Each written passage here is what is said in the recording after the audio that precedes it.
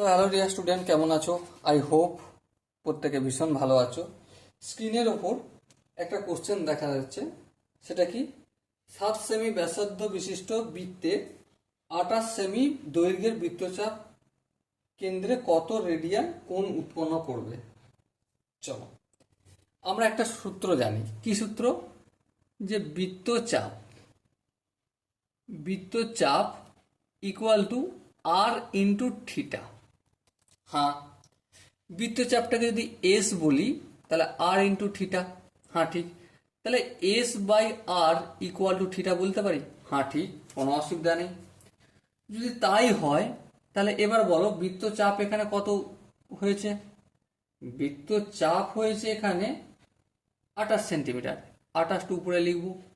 হ্যাঁ, আর ব্যাসার্ধ কত 7, নিচে লিখব ইকুয়াল টু থিটা। তাহলে থিটা ইকুয়াল টু কত বেরোলো? 4 বেরোলো। ঠিক আছে, এবারে চারটাকে আমি এমনভাবে লিখব যাতে পায়ের সাথে বোঝায়।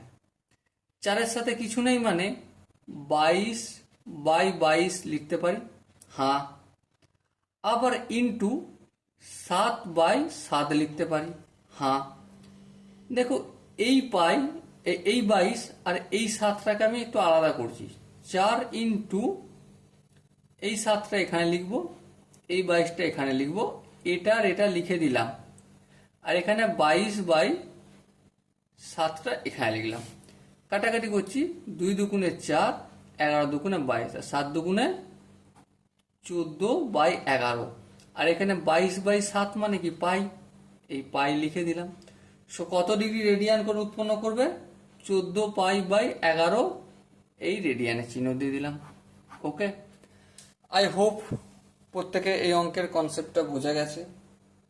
যদি কারো কোনো জায়গায় ডাউট থাকে, কনফিউশন থাকে, তার জন্য কি করতে হবে? কমেন্ট বক্সে জানাতে হবে। ওকে, সো ডিয়ার স্টুডেন্ট, দেখা হচ্ছে পরবর্তী আর একটা নতুন সেশন নিয়ে আসছি। ততক্ষণ পর্যন্ত ভালো থেকো, সুস্থ থেকো এবং জয় হিন্দ।